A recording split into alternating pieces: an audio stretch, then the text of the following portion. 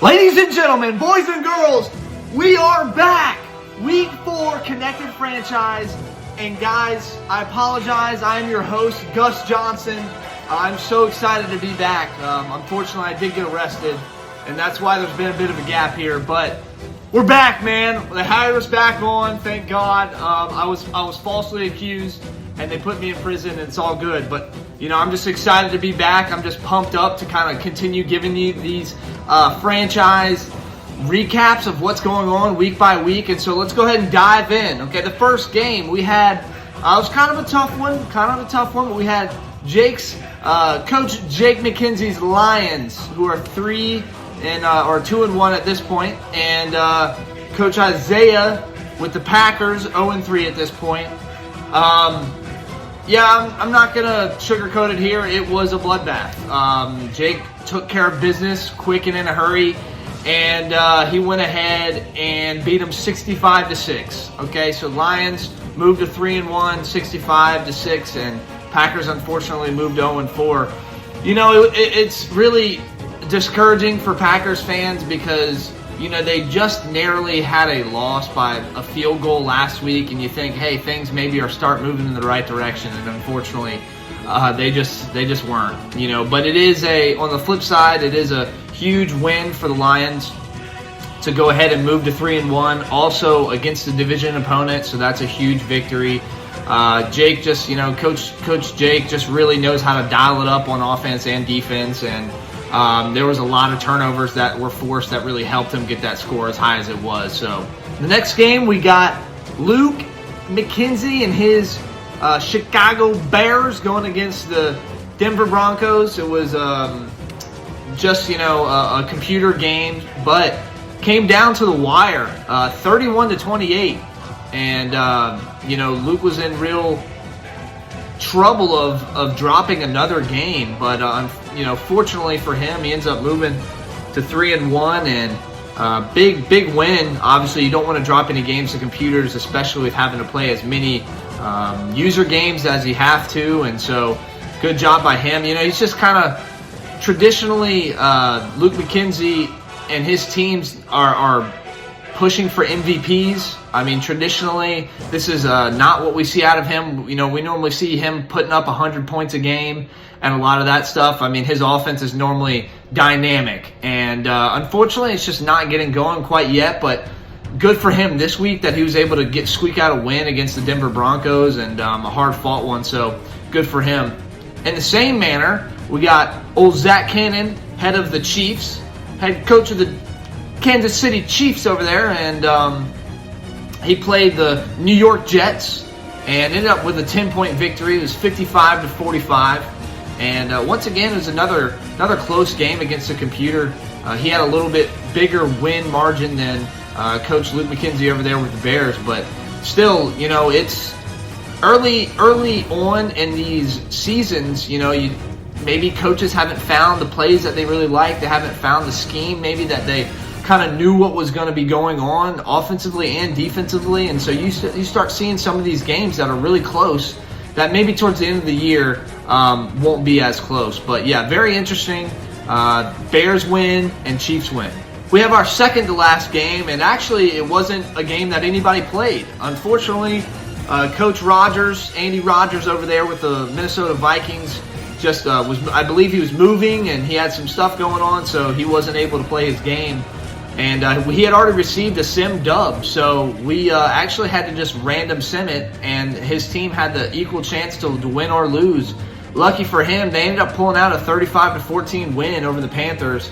Really big win there, especially when it's just up to fate and how you kind of drafted and built your team. So good win for him there with the Minnesota Vikings, and moving forward, he's gonna need to kind of hop on the sticks and start influencing these games more than he has been able to in the first few weeks. The last game that we have here in week 4 was a big one. It was two titans of the franchise industry. It's two guys that go way back in their rivalry and their distaste for one another on the game. Obviously, they respect one another. There's love in between, but when they get in between those lines, they do not like one another. They are not necessarily fond of how each other plays the chives. And look, it's always a close game. It always comes down to a few plays, and obviously they love one another. But here's the bottom line. When it comes down to it, somebody's got to win. And, both of these guys are winners. They hate losing, and so that just intensifies the rivalry even more. But Coach Chris Snipes over there with the Raiders, and it is Coach Jason Smith over there with the Chargers. Man, it was a tough game. It was a weird one. But, it was very apparent early that Coach Snipes just didn't quite have the pieces that he needs to go on a run and win a championship. That's what it seems, at least after this week. Unfortunately, he did lose. He went on to 2-2, and the Chargers moved on to 4-4. The score was 24-7. I believe it was still in the second quarter, though, when unfortunately Wi-Fi cut out and the game had to be ended. So who knows what the score would have been? Maybe Coach Snipes would have been able to mount a big comeback. But from the looks of it, Coach Smith really had the game in hand, and that's why we ended up giving him the victory. And so let's just go ahead and hear a second about what Coach Snipes thought about how this game went. Yeah. Coach Snipes, do you mind telling us what happened out there today? Got outclassed. Got beat. Not really much more to say about it. When you go out there against a good opponent like Jizzo and you're unprepared, that's liable to happen. He had an answer for everything we threw at him. We didn't have an answer for anything that he threw at us. And so when that happens, yes, typically you lose the game. And all we can do is get out there next time, get better, reassess, and show up the next time we face that Chargers team. Coach, do you consider your time away from the game to have been a big factor in this matchup? Absolutely. I mean, anytime you take time away from anything, there's going to be a period where you're getting reacclimated, you're shaking the dust off, you're a little rusty. But we don't use that as an excuse. We know our abilities, and we're going to get better, get back in the lab, and then you keep going. So that's where we are with that.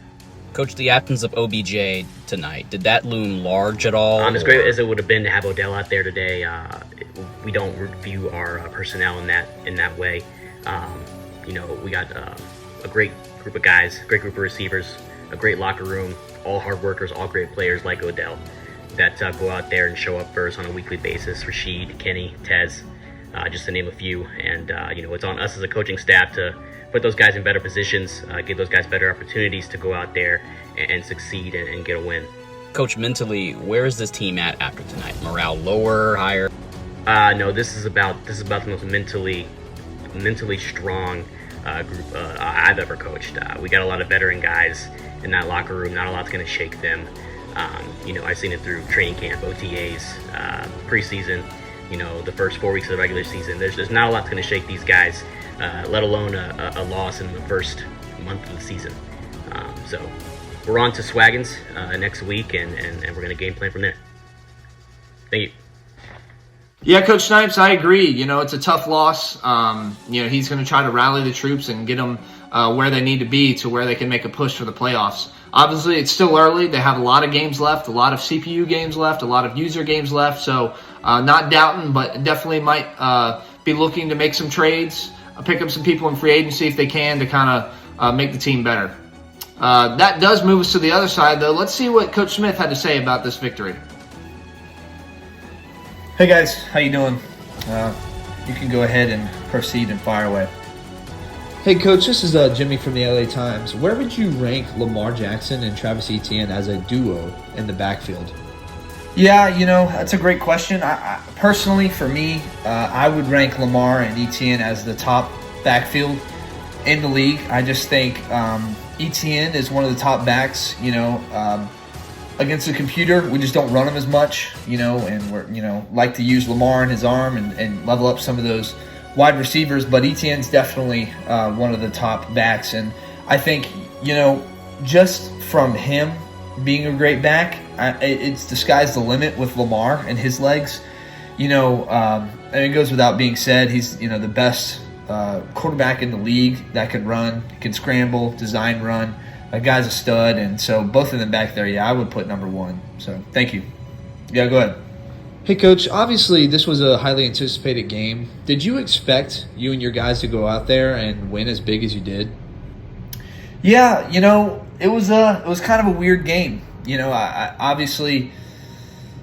I don't think either of us would have thought that it would have panned out the way that it did. We just made some plays early. We had the defense going, and defense really stood up tall, didn't allow Derrick Henry to get going, and then we just made it difficult on Aaron Rodgers. And, the game got out of hand quick, and that's not necessarily what we expected, but we know that we're more than capable of doing that. So, still hat off to Coach Snipes over there. He's doing a great job with the Raiders. I know that he'll bounce back. But I know our guys were ready to play today, and we showed that we're here to be the best in the division. So, yeah, thank you. Go ahead.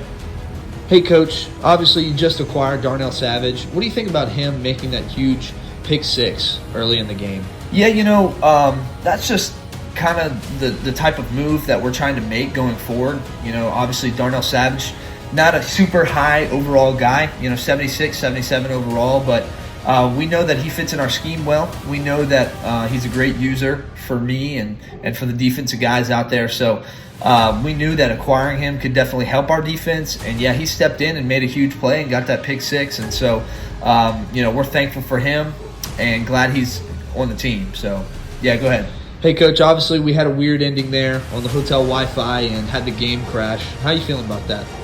Yeah, it was unfortunate out there on hotel Wi-Fi in Tennessee, and it just matched up, had that 24 hours, and it matched up where it just cut off, and that's a shame.